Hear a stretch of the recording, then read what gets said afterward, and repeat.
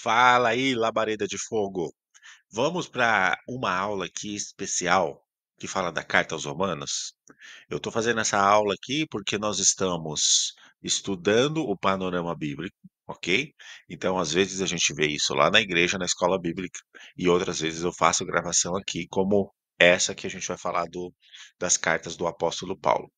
E a carta de hoje, que a gente vai comentar, vai entender, ver um panorama assim por cima, conhecer a história, é a carta escrita aos Romanos. Antes de tudo, para a gente entender a carta escrita aos Romanos, vamos entender sobre quem escreveu, conhecer um pouquinho sobre o apóstolo Paulo, que é o autor dessa carta. O apóstolo Paulo nasceu em Tarso, na Cilícia. Já já a gente vai ver esse mapa aí para nós nos encontrarmos, saber onde que ele estava, para onde que ele foi, mas nós vamos hoje ficar um pouco mais no resumo sobre o que essa carta fala, ok?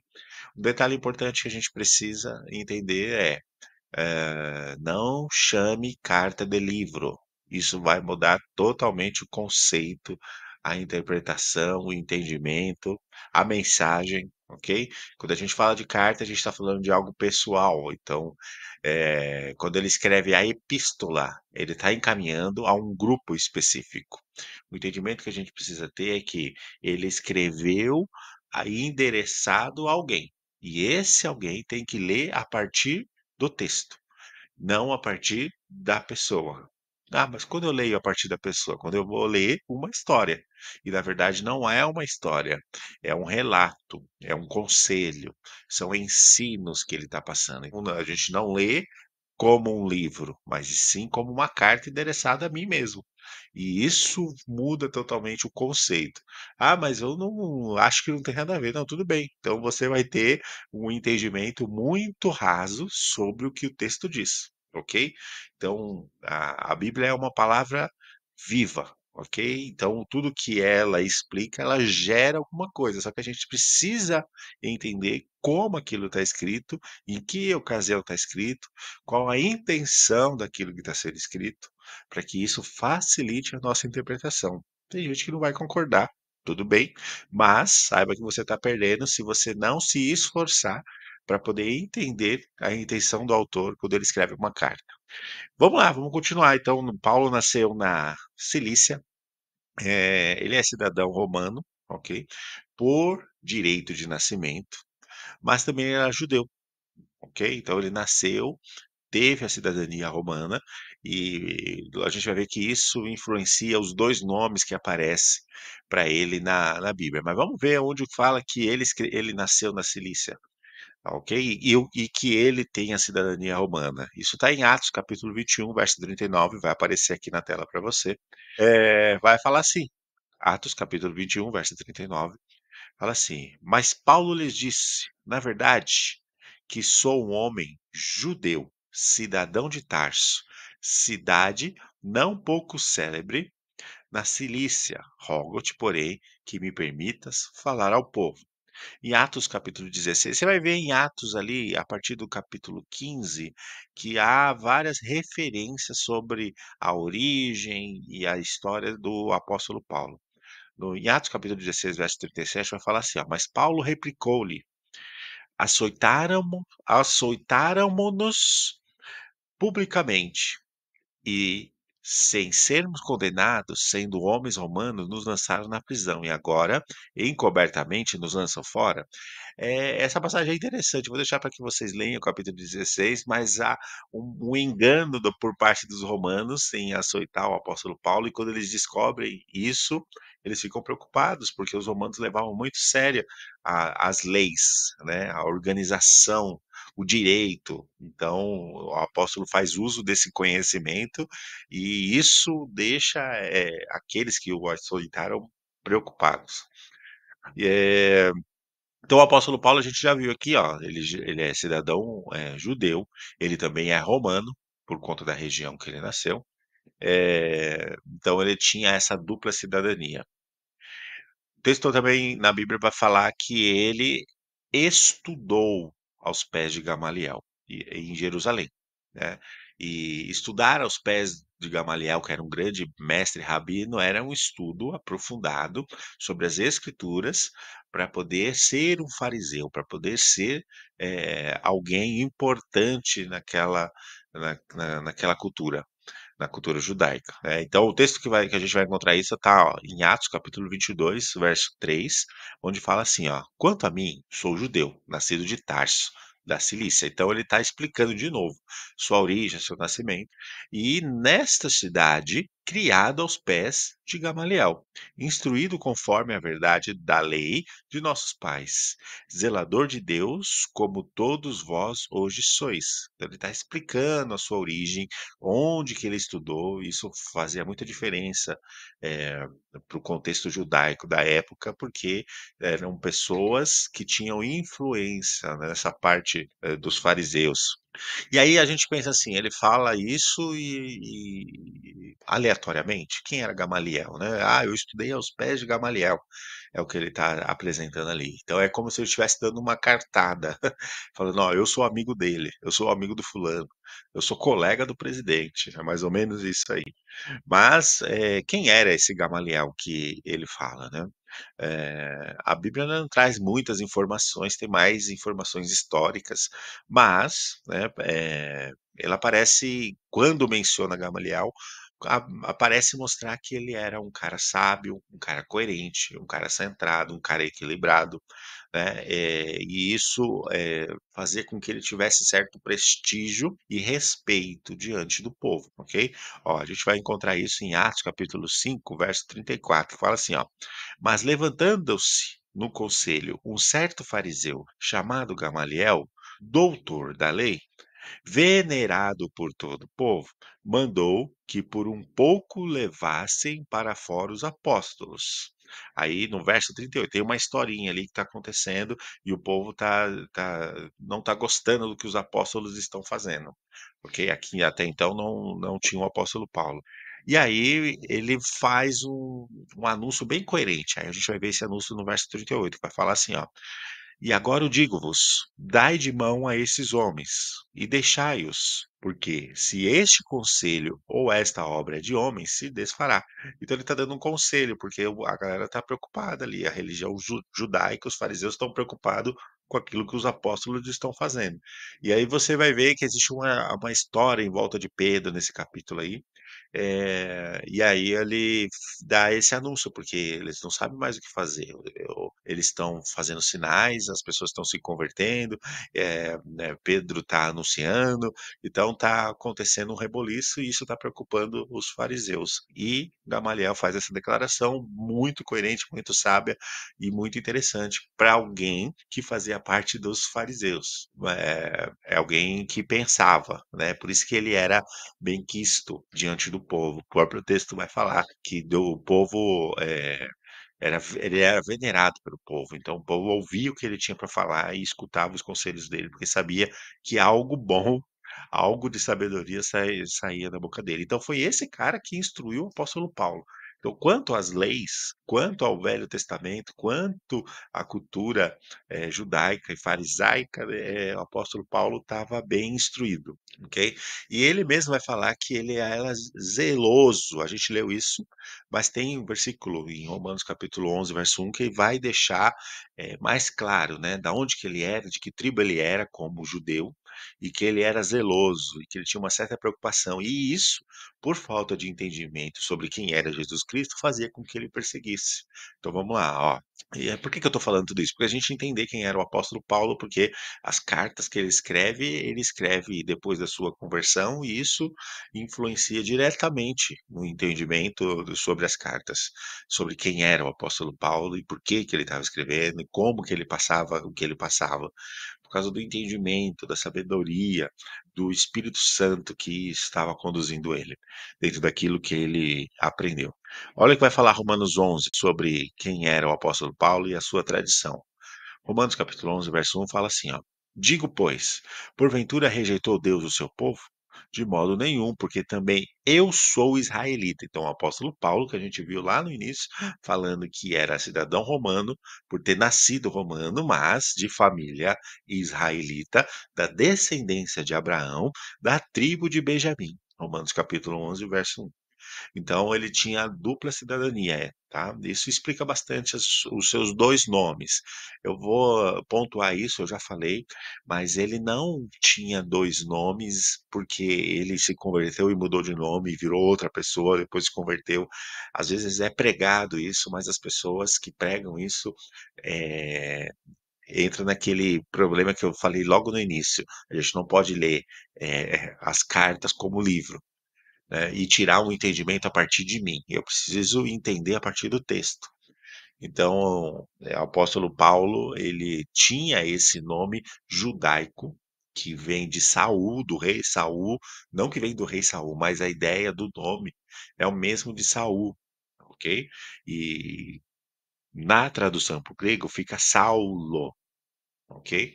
E o caso dele ter utilizado o nome Paulo, era o nome dele romano, e a gente vai entender isso já já. Atos 23, verso 6 fala assim: E Paulo, sabendo que uma parte era de saduceus e outra de fariseus, clamou no conselho: Homens irmãos, eu sou fariseu. Então ele está afirmando isso. Filho de fariseu. No Cante à esperança e ressurreição dos mortos sou julgado. Então ele está afirmando sobre a sua descendência, sobre a tribo que ele veio, eh, sobre o seu sua instrução, ok? Eh, e aí, o que que acontece? Essas explicações que eu estou dando soltas vão montar um cenário, tá? E a gente vai começar a entender agora por que que Paulo perseguia. Porque ele aprendeu tudo sobre os fariseus. Ele aprendeu a viver como um, e com um dos melhores. Só que era Gamaliel, mas existia essa coisa. Gamaliel parecia muito mais centrado, sábio, e o apóstolo Paulo muito mais colérico, ele partia para a ação. Então tinha esse equilíbrio, talvez ele tenha aprendido sobre, mas não aprendido a ser, porque o fariseu, não é o momento de lançar aula, ele nasceu com uma ideia boa. A ideia do fariseu era que ele cuidasse da cultura, da religião judaica, que instruísse o povo com sabedoria, mas isso virou hipocrisia por conta de como o dedo do homem influenciou isso, né, essa organização. E outra coisa que eu quero dizer para vocês, e isso vai ficar gravado para vocês na mente toda vez que você ver a palavra fariseu, o fariseu é o melhor que o homem pode criar quando se fala de religião. Então, a gente já entende, por conta do comportamento dos fariseus, o que há de melhor dentro do homem. Continuando, né, ele tornou-se perseguidor da igreja, né, e quando ele estava no caminho de Damasco, que ele pede autorização para ir para outras regiões para perseguir mais cristãos, porque ele acreditava que era uma seita contra a religião judaica, contra os fariseus, contra a lei de Deus que foi dada aos judeus. Então ele perseguia, ele matava, fazia com que eles blasfemassem, né. Olha o que vai falar em Atos capítulo 26, no verso 10 ao verso 12. Fala assim: "O que também fiz em Jerusalém, e havendo recebido a autorização dos principais dos sacerdotes", lembra da autorização para matar, pessoas em outro lugar? "Encerrei muitos dos santos nas prisões, e quando os matavam, eu dava o meu voto contra eles".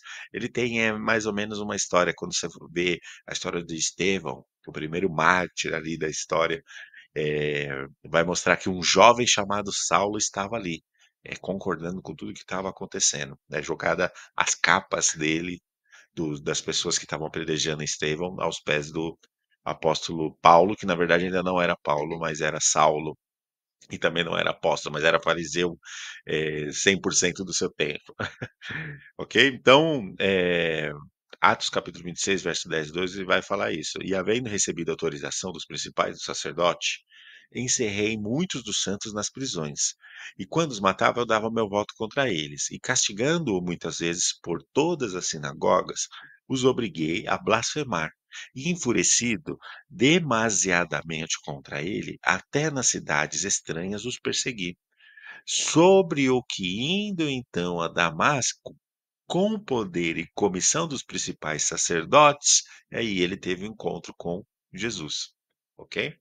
E aí, a partir desse encontro, eu não vou dar muitos detalhes, mas ele acaba ficando cego, ele é mandado por uma outra cidade, um outro discípulo vem orar por ele, e aí as escamas dos olhos dele cai e ele consegue enxergar de novamente. Esse outro discípulo estava com um pouco de medo, ok? Não vou entrar em detalhes muito sobre o nome, sobre como aconteceu, porque isso está lá em Atos. Mas a gente vai continuando. É um resumo sobre quem é o apóstolo Paulo, como que ele chegou aonde ele chegou. Depois desse fato, ele passa 3 anos, no deserto da Arábia, ouvindo do próprio Senhor Jesus. Ele mesmo fala isso, que é do próprio Senhor Jesus que ele aprende o evangelho e não de nenhum outro apóstolo. Olha que Gálatas vai falar sobre isso, ó. Gálatas capítulo 1, verso 11, ele vai falar assim, a partir do verso 11. Vou ler aqui até o verso 18. Irmãos, quero que saibam que o evangelho por mim anunciado não é de origem humana. Olha só, vamos destacar isso aqui, ó, deixa aqui flutuando, tá? A gente vai fazer as ligações. Verso 12: Não recebi de pessoa alguma, nem me foi ele ensinado. Pelo contrário, eu recebi de Jesus Cristo por revelação. É interessante a gente parar para pensar. Lá em Atos tem o sorteio de um dos apóstolos, chamado Matias, que entrou no lugar de Judas. E aí, é interessante a gente pensar que será que Matias, que foi o que aqueles apóstolos sortearam, seria o apóstolo que Jesus queria que participasse entre os 12? Né, o apóstolo Paulo, ele é tido como o 13º apóstolo aí, mas a gente não vê história nenhuma sobre Matias, né, mas eu só abrindo um parênteses aqui sobre isso. E olha que interessante, ele recebeu do próprio Senhor Jesus, o próprio Senhor Jesus se encarregou, assim como ele fez com os outros, menos com Matias. Interessante a gente parar para pensar isso. Ah, Matias pode ter andado, tendo participado, porque quando ele foi sorteado, as pessoas ali comentaram isso, sim, mas ele não foi. Matias não é mencionado entre os 12, na ocasião em que Jesus andava com os discípulos, que depois viraram os apóstolos. Mas todos eles foram ensinados diretamente, ok? Tem até a passagem de que ele fala que ele é o pão vivo que desceu do céu, em João 6, e ele fala para o Pedro e para os apóstolos: e vocês, que vocês vão fazer? Vocês vão embora também, como os outros discípulos? Na ocasião, Jesus fala para eles comerem da carne, beber do sangue e tal, e os discípulos vão embora falando que aquele discurso era muito duro. E os discípulos, né, Pedro ali acaba respondendo: Não, para onde nós iremos se só o Senhor tem a palavra da vida eterna? Então, tinha algo em especial com esses discípulos específicos. E quando Matias é escolhido, ele não é mencionado nem antes nem depois. Mas quando o apóstolo Paulo fala da sua conversão, ele fala que ele recebeu do próprio Senhor Jesus essas instruções. Isso é muito interessante da gente parar para pensar e meditar. Verso 13: Vocês ouviram qual foi o meu procedimento no judaísmo, como perseguia com violência as igrejas de Deus, procurando destruí-la. No judaísmo, eu superava a maioria dos judeus da minha idade, e era extremamente zeloso nas tradições dos meus antepassados. Mas Deus me separou desde o ventre materno e me chamou por sua graça, quando lhe agradou. Olha só como é interessante. Lembra as coisas, os versículos que estão flutuando aqui, que eu falei, ó, deixa flutuando aí que depois você vai ligar, né? Ele recebeu um evangelho não da parte de homens, não foi ensinado para ele, mas o próprio Senhor Jesus o revelou. E ele está falando aqui, ó, que quando chegou o tempo certo, quando Deus achou que era o tempo certo, escolheu ele para ser apóstolo. É interessante. Verso 16 vai falar assim: eh, quando lhe agradou revelar o seu filho em mim, para que eu anunciasse entre os gentios. Não consultei pessoa alguma. Tampouco subi a Jerusalém para ver os que já eram apóstolos antes de mim. Ó, lembra os textos aqui? Ó, tá tudo flutuando. Ó, vai ligando os pontos aí. Liga, desliga, pega outro, coloca aqui, você vai chegar no mesmo lugar. Tampouco subi a Jerusalém para ver o que já eram apóstolos antes de mim, mas de imediato parti para a Arábia e tornei a voltar a Damasco depois de 3 anos. Então, esses 3 anos foram os anos em que o apóstolo Paulo recebeu do próprio Senhor Jesus o Evangelho. 3 anos. E é interessante a gente parar para pensar também quanto tempo os discípulos ficaram com Jesus a partir do momento que ele foi ali revelado que era o Filho de Deus no seu batismo e o ministério de Jesus. Quanto tempo? Lembra? Tá tudo flutuando aqui, ó. Vai ligando os pontos que você vai entender. Por que será que o apóstolo Paulo era o apóstolo que Deus queria que fosse o substituto ali no lugar, não Matias? Mas tudo bem, ok? Isso não mudou nem um ponto, mas é interessante essas ligações para a gente entender o plano e o propósito. Olha lá, depois de 3 anos subi a Jerusalém para conhecer Pedro pessoalmente e estive com ele 15 dias. Então ele ficou 15 dias só com Pedro, então se tinha alguma coisa nova para ele aprender, foi nesses 15 dias, e em comparação a 3 anos que ele aprendeu do próprio Senhor Jesus, então o apóstolo Paulo ele já tinha aprendido com Gamaliel durante muito tempo, agora mais 3 anos com o próprio Senhor Jesus. Eh, Depois desse relato, né, ele volta para Tarso e fica 10 anos até Barnabé e Paulo serem separados pelo Espírito Santo para a sua viagem missionária e a obra missionária. Em Pafos, a gente vai ver isso a partir do capítulo 13 de Atos, é onde Paulo começa a utilizar o seu nome eh, romano, como Paulo. Existe uma coisa interessante entre esses 2 relatos, o momento em que ele fica 15 dias com Pedro, aí ele volta para Tarso, né, e fica 10 anos lá, e Barnabé, vai lá com ele, e a partir daí o Espírito Santo os levanta. Foram 10 anos para que isso acontecesse. Interessante porque antes de acontecer isso, ele foi para Jerusalém, e não era para ele ir para lá, Deus não queria que ele fosse lá, mas ele achava que ele era necessário lá. Quando ele chegou lá, ele foi expulso pelos apóstolos e pelos discípulos e pela igreja lá, por conta de seu histórico, né? E por conta que ali não era o lugar dele, ali já estava sendo feita uma obra. Deus tinha um propósito com ele fora dali, para os gentios, não em Jerusalém como os judeus, né? E ele fica 10 anos fora. Será que esses 10 anos não foram um período para que ele fosse tratado também? Porque até aí o nome dele era Saulo. Ele começa a partir da sua viagem missionária, ele tem alguns encontros com o evangelismo de alguns soldados romanos, procônsul e tudo mais, e a partir do capítulo 13 de Atos, a gente vai ver que ele começa a usar o seu nome Paulo. E eu acho que isso o ajudava muito a entrar e sair de alguns lugares, né? Porque a cidadania romana era algo muito respeitado, não era qualquer pessoa que tinha. E isso poderia fazer muita diferença na sua caminhada aí na evangelização. Pois bem, e aí ele depois dessa viagem dele, a partir do capítulo 13 e tal, da sua viagem missionária com Barnabé, ele vai para Jerusalém resolver um problema que estava acontecendo lá. O que estava acontecendo? Os cristãos convertidos estavam novamente inserindo doutrinas judaizantes como complemento à obra de Cristo. Então, eles começaram a sofrer influências do judaísmo para que eles voltassem a exercer e a praticar coisas da lei, inclusive a circuncisão. E isso, quando o apóstolo chega lá, ele até tem uma briga com Pedro, tá? Briga mesmo, uma discussão, quase que os dois saem na mão ali, porque Pedro já estava participando daquilo. Olha onde a gente vai encontrar isso. Ó, Gálatas capítulo 2, verso 3, vai falar assim, ó: "Mas nem ainda Tito, que estava comigo, sendo grego, foi constrangido a circuncidar", ok? Então, havia um certo constrangimento, uma pressão dos judeus ali para inserir doutrinas judaizantes dentro do cristianismo, dentro contrário àquilo que Jesus, como se fosse complemento. Não, você tem que crer em Jesus e se circuncidar. Você tem que crer em Jesus e complementar fazendo a lei. Então, sempre colocando um acessório. E Paulo vai lá nessa região consertar esse problema.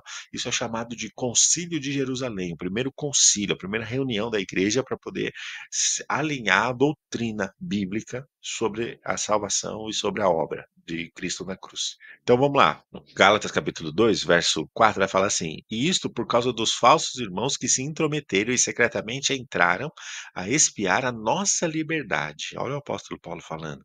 Entraram certos falsos irmãos querendo influenciar a liberdade que os cristãos tinham. Em que momento agora a gente entra na carta aos Romanos? Vamos entender, né? Em que momento ela foi escrita? Ela foi escrita em uma dessas viagens do apóstolo Paulo, enquanto ele estava saindo de Éfeso, e ia a Jerusalém levar uma oferta para os pobres da Judéia. Tá? Então a gente vai encontrar alguns versículos falando sobre isso. Ó, Paulo tinha decidido não aportar em Éfeso, para não se demorar na província da Ásia, pois estava com pressa de chegar a Jerusalém, se possível antes do dia de Pentecostes. Em 1 Coríntios, capítulo 16, verso 1, vai falar o seguinte, ó. Ora, quanto à coleta que se faz, então a gente leu agora aqui Atos para falar sobre a ida dele de Éfeso para Jerusalém. Ele estava com pressa, ele não queria ficar lá. Então ele não queria perder muito tempo ali. Por que que eu estou falando Atos, Coríntios? Porque Atos ele tem uma linha e as cartas acontecem dentro da linha de Atos. Então você vai encontrar Atos, você vai ter que ligar o capítulo 20 lá com 1 Coríntios 16, aí você vai entender que momento que tudo está acontecendo. Tá, ok? E em 1 Coríntios, né, capítulo 16, verso 1, vai falar assim, ó, ora, quanto à coleta que se faz para os santos, fazei vós também o mesmo que ordenei às igrejas da Galácia. Então, Paulo tinha essa preocupação. Os pobres lá da Judéia, que é uma região próxima de Jerusalém, eles tinham problemas financeiros. Então, Paulo tinha essa preocupação de fazer com que os cristãos ajudassem esses cristãos da Judéia que eram pobres. Bom, vocês perceberam que a carta aos Romanos, ela vem antes de Coríntios e depois de Atos, ok? Mas você percebeu também que eu li 1 Coríntios capítulo 16. Então, peraí, por que que você está lendo 1 Coríntios capítulo 16, que é depois de Romanos, para falar sobre o apóstolo Paulo pedindo a coleta, que foi o que a gente está falando aqui? Por quê? A carta de 1 aos Coríntios foi escrita enquanto ele ia para Éfeso, ok? E Romanos foi escrito enquanto ele saía de Éfeso para ir para Jerusalém. Ah, mas Coríntios está depois, exatamente. Tá? O livro da Bíblia ele não está em ordem cronológica, e nem as cartas. Então, a carta aos Romanos ela está antes, porque tem uma linha lógica para você entender o contexto bíblico. Então, essa é a linha. Por isso que eu li Coríntios para poder explicar que ele estava pegando a coleta para poder levar para Jerusalém, tá? Então, quando ele está indo para Éfeso, ele escreve Coríntios, 1 Coríntios. Quando ele vai de Éfeso para Jerusalém, que ele fala que nem quer aportar, ele escreve Romanos, ok? Só para você entender porque que eu li Atos, depois eu li Coríntios, sendo que a gente está falando de Romanos, mas é porque tá tudo acontecendo, tá tudo interligado. Ah, e só para complementar, ele estava saindo de Coríntios para ir para Éfeso. Aí ele escreve a carta aos 1 Coríntios, tá? Vamos embora, continuando aqui. E aí a ideia de Paulo, na ocasião de ir para Jerusalém, levar esse dinheiro para os pobres de lá, da região, da Judéia era ir até lá, e de lá ir para Roma, e de Roma ir para Espanha. Então ele é esse o contexto, ele quer evangelizar todo o mundo antigo. Então, mas a gente não vai agora falar sobre as viagens missionárias, para falar sobre as viagens missionárias, primeira, segunda, terceira viagem do apóstolo Paulo, e uma possível quarta viagem, a gente precisa pegar só as viagens, né? Aí seriam outras 10 aulas no mínimo para falar só sobre essas viagens porque tem muita coisa interessante e muito aprendizado aí, tá. Então ele quer ir para lá, para Roma, porque a Roma é a cidade mais influente da época. Essa época é a cidade mais populosa que existe na região.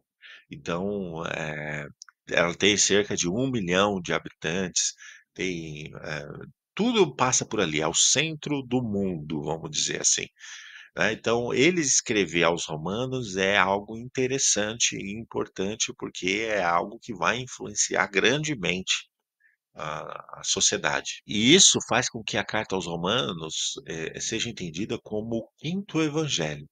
É uma carta muito profunda, tem um extrato da doutrina dos 4 evangelhos sobre salvação, de quem é o Cristo, do que ele fez, do preço que ele pagou, e o Paulo, com todo o seu conhecimento e profundidade, ele entra, eh, trazendo revelação, trazendo uma novidade sobre a mesma coisa, né, que já tinha sido ensinado e pregado através de Jesus.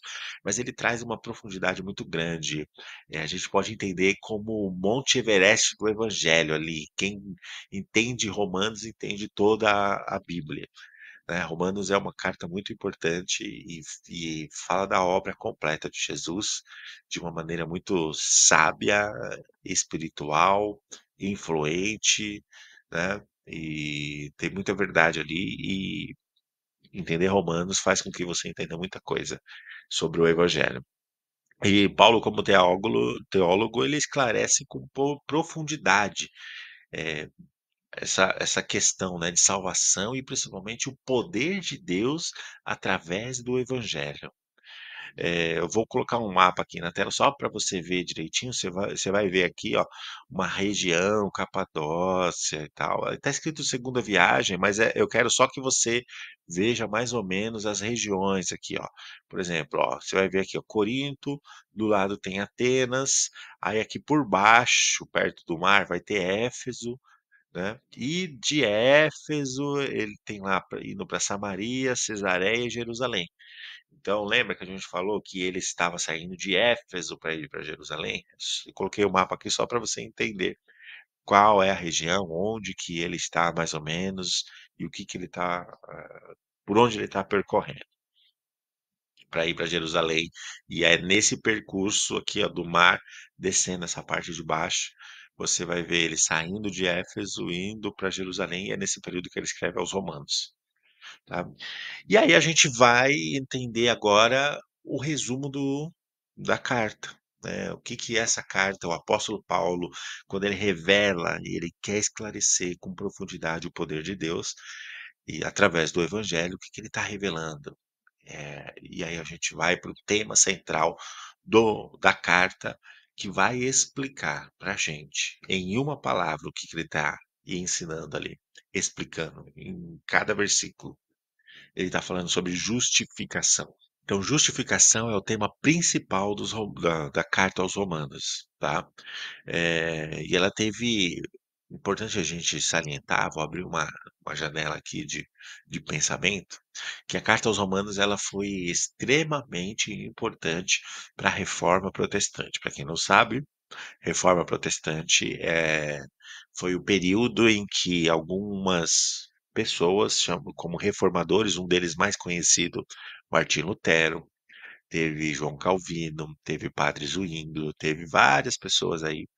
E a carta aos Romanos foi para você ver a importância, como ela é tido como o quinto evangelho, né. Foram os textos da carta aos Romanos que influenciaram os reformadores a realizarem a reforma, né. E inicialmente a reforma protestante nem tinha a intenção de separar nada, era só reformar mesmo, era pegar a igreja da época e falar assim: "A gente não precisa mais de indulgência, a gente não precisa mais de obras, é pela fé". O justo viverá pela fé. Inclusive, esse é um dos versículos que mais é citado quando fala de reforma protestante.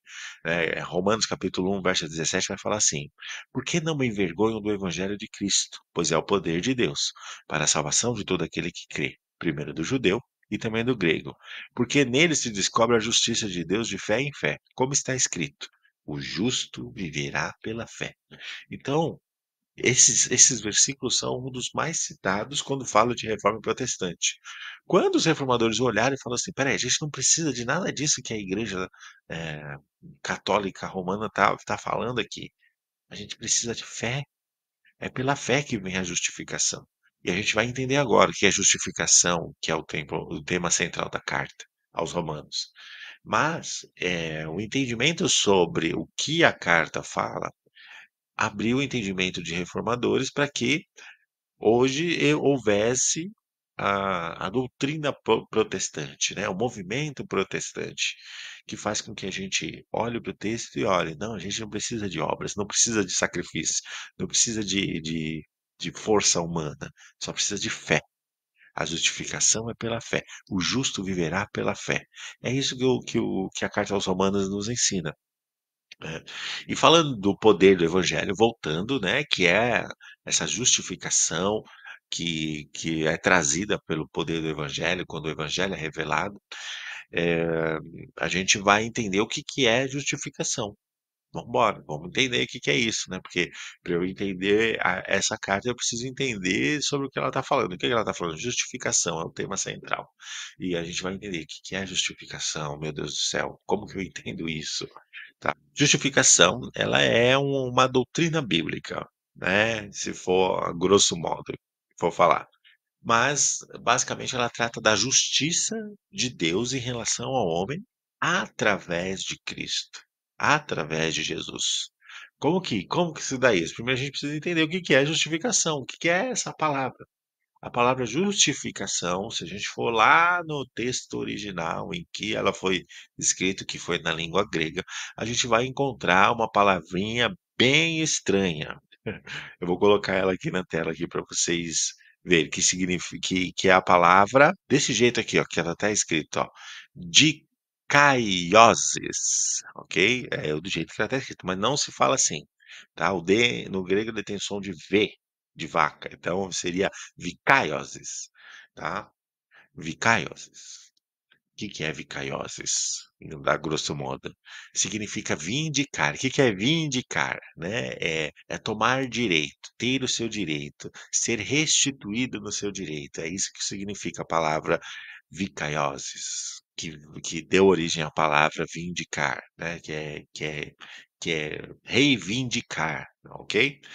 E trazendo esse conceito sobre a palavra, a gente vai entender que justificação de Deus com o homem é Deus dando ao homem, restituindo ao homem aquilo que ele tinha perdido, que era o estado de inocência.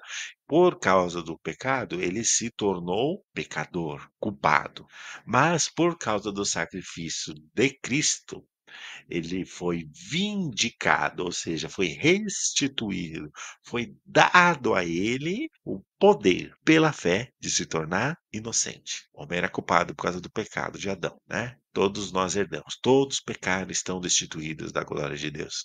Mas por causa de Jesus Cristo, agora esse direito nos é dado. Sabe o que eu gosto de pensar quando eu falo disso? Imagina você ganhar na loteria, um exemplo. Não joga na loteria, mas um exemplo, tá? Supondo que você ganhou na loteria 1 bilhão de reais. Aí você perdeu esse bilhete, só que alguém acha. E aí o nome desse alguém é Jesus. Aí o que que ele faz? Ele vai te procurar para poder te entregar isso, porque é seu direito. E o que que a gente faz quando a gente não conhece a Cristo? Eu não quero.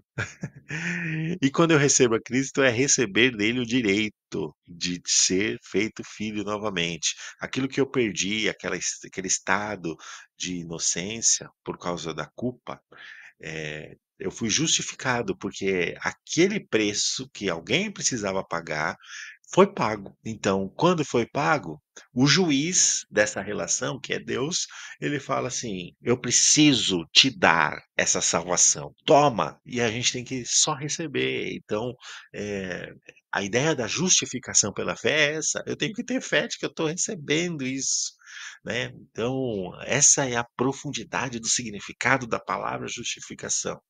Aquele que tinha culpa recebeu a justificação, ou seja, foi restituído a ele o direito, e é quase que foi restituído obrigatoriamente. É assim, a partir do momento que o sacrifício de Jesus foi concluído, foi consumado, esse direito do homem é passado e é como se Deus estivesse atrás do homem. Por isso que fala que partiu dele nos amar primeiro.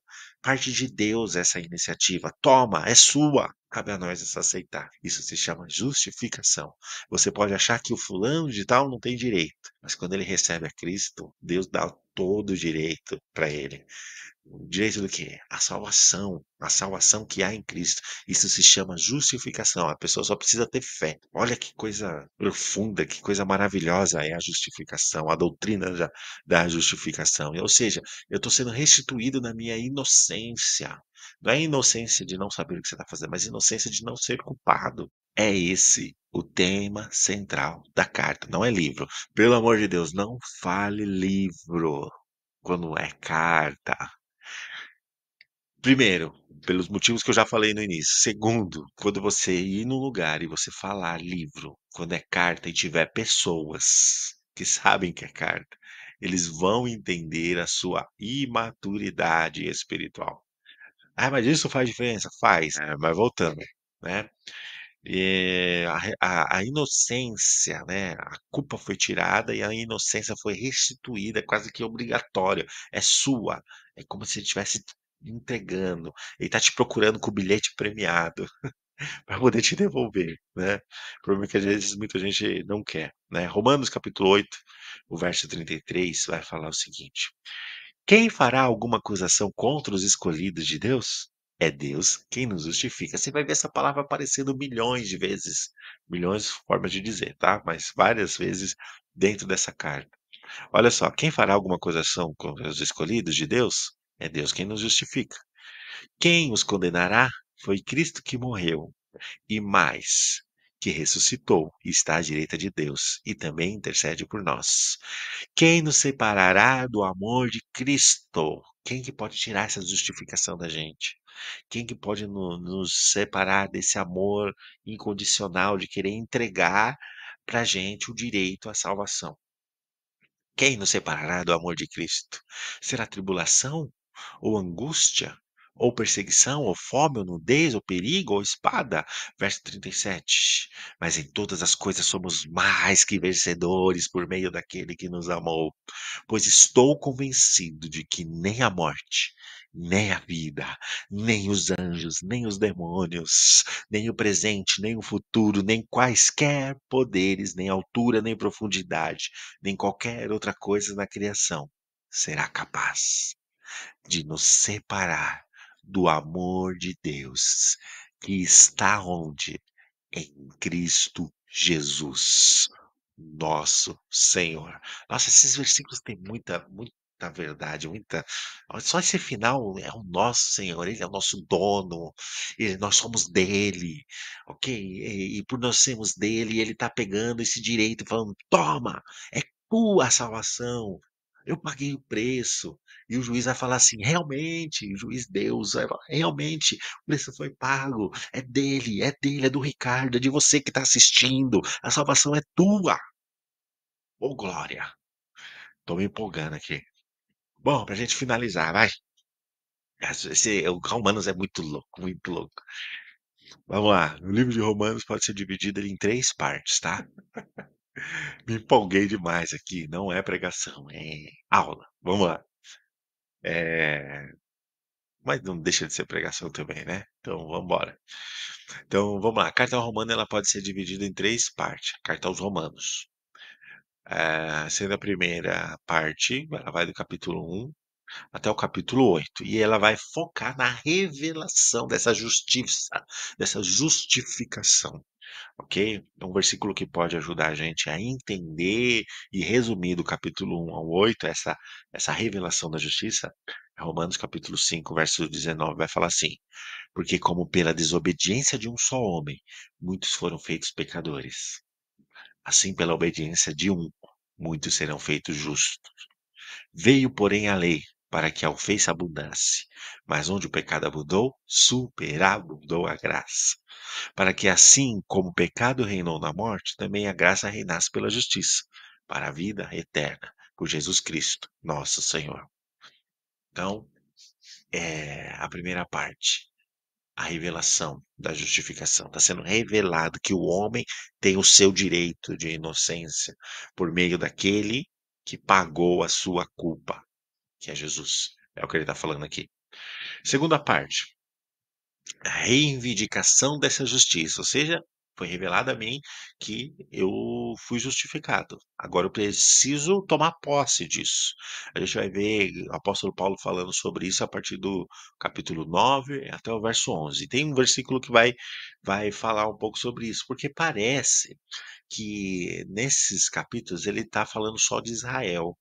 Mas ele fala algo interessante em um dos capítulos ali, e ali parece que ele está rejeitando Israel, mas na verdade não, quem rejeitou a Deus foi Israel, e ele está falando que Israel tem o direito de participar dessa justificação também, e Deus tem um plano para restaurar Israel. Olha, isso está sendo falado no Novo Testamento, né? Somos todos agora uma família só, uma Israel só. Nós fomos enxertados, e o apóstolo Paulo vai falar assim: você não fique se achando porque você foi enxertado e tem gente que não está. E ele faz essa comparação, inclusive, com o povo de Israel. Não fique achando que você, gentil, foi enxertado e o povo de Israel está de fora e você é melhor do que ele. Porque de outro jeito você também vai ser retirado se você não tomar cuidado. É isso que ele vai falar. Olha só o texto que vai falar sobre isso. Ó, capítulo 11, a partir do verso 18. Olha o que o apóstolo Paulo fala. Não te glories contra os ramos, e se contra eles te gloriares, não és tu que sustenta a raiz, mas a raiz a ti. Dirá, pois, os ramos foram quebrados para que eu fosse enxertado. Está bem, pela sua incredulidade foram quebrados, e tu estás em pé pela fé. Então, não se ensoberbeça, mas teme, porque se Deus não poupou os ramos naturais, teme que não poupe a ti também? Considera, pois, a bondade e a severidade de Deus, ok? Para com os que caíram, severidade, ou seja, ele tira mesmo, mas para contigo que se mantém firme, sem egoísmo, né, sem arrogância, sem soberba, né, sem soberba, mas com temor. Então, assim, para quem é temente, benignidade. Se permanecer na benignidade, ok? Não é simplesmente ter que permanecer, não é só achar, tem que permanecer. A gente vai ver no terceiro ponto da carta aos Romanos como que ele fala sobre isso, ok? Mas contigo benignidade, se permaneceres na sua benignidade. De outra maneira, tu também será cortado se você não permanecer na benignidade de Deus, na justificação de Deus, se comportando com alguém como alguém justificado, você está fora também. Você não é especial, meu filho. E ele fala um pouco isso, ó, você é só ramo. A raiz vem antes. Então, a ideia que ele está passando aqui é como se ele estivesse falando para Israel e para os gentios ao mesmo tempo. Israel, você é a escolhida, você é a nação escolhida, você é a raiz. Mas, por vocês terem rejeitado, seus galhos foram quebrados, então foram enxertados outros, gentios. É isso que ele está explicando. Mas, gentios, não é porque vocês entraram que vocês são melhor do que eles. Considera, pois, que Deus é severo, mas que é bom. Mas você tem que se manter na bondade. Porque senão você também que está se achando que foi escolhido, que é especial, porque Deus te ama, você também vai ser tirado. É isso que ele está falando. Então, essa ideia assim, não, mas Deus me ama, ele me aceita do jeito. Não, você não é mais especial que ninguém. Você só teve o direito. Você foi enxertado por amor. Mas ele está falando, permaneça. Se não permanecer, se andar de qualquer jeito, se for soberbo, se for altivo, se achar que você é melhor que os outros, você está fora. É isso que ele está falando. Isso ele fala isso em comparação ao povo de Israel, mas isso cabe até hoje, tá?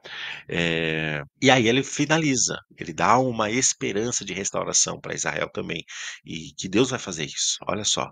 E também eles, se não permanecerem na incredulidade, ou seja, não ficarem de fora, serem incrédulos, mas terem fé em quem é o Jesus, que morreu, ressuscitou e pagou esse preço, serão enxertados, porque poderoso é Deus para os tornar a enxertar. Olha só essa profundidade, meu Deus do céu, esse texto é maravilhoso. Vamos lá para a terceira parte, não posso me empolgar porque eu preciso diminuir o tempo aqui, não posso demorar muito. Vamos lá, estamos na última parte para a gente finalizar o panorama bíblico da carta aos Romanos. E a terceira parte é a aplicação dessa justiça, como que isso se aplica na nossa vida, né? E a gente vai encontrar isso a partir do capítulo 12 até o final da carta, né? E olha o texto que mais vai falar sobre isso. Capítulo 12, verso 1. Rogo-vos, pois, irmãos, pela compaixão de Deus, aí ele vem, aplicação, que apresentei os vossos corpos em sacrifício vivo, santo, agradável a Deus, que é o vosso culto racional. Ou seja, é o meu entendimento, eu preciso permanecer, e na minha permanência eu me apresento como sacrifício vivo. Ou seja, a minha vida não é mais minha, mas a minha vida agora é de Deus. A minha vida agora é do Senhor. Eu tenho entendimento para viver isso, responsabilidade para viver isso. Ele fala de algo racional. Aqui, ó. Você entende. E ele fala: não sede conformados com esse mundo. Você agora que adquiriu o seu entendimento racional em quem você é em Cristo, seja transformada pela sua renovação de entendimento. Ou seja, sua mente foi renovada. Agora transforme tudo que está à sua volta a partir desse entendimento. né, "Sede transformados pela renovação do vosso entendimento, para que experimenteis qual seja a boa, agradável e perfeita vontade de Deus. Porque pela graça que me é dada, digo a cada um dentre vós, que não pense de si mesmo além do que convém". Então ele está voltando um pouquinho lá no passo 2, o "não se achem". E aí, para a gente finalizar, né, essa justificação tem que ser algo tão permanente na minha vida que precisa influenciar a minha volta. Todos precisam saber que eles têm um direito que eles não estão recebendo. E a carta aos Romanos ela está sendo escrita é isso: "Vocês foram justificados. Vocês foram justificados. Você tem o direito à salvação. Isso está sendo lhe imputado". Olha lá, acho que é capítulo 4 de Romanos. Abraão creu e isso foi lhe imputado por justiça. "Vem aqui, Abraão, eu vou enfiar a goela abaixo, a salvação, porque você creu". Claro que tomadas as devidas proporções, é um é uma atitude de Deus para que o homem, receba essa justificação, é como se ele tivesse não tem como explicar, ele está dando isso, é gratuito, você só precisa ter fé, tá certo? E aqui a gente encerra a epístola, a carta aos Romanos. Deus abençoe.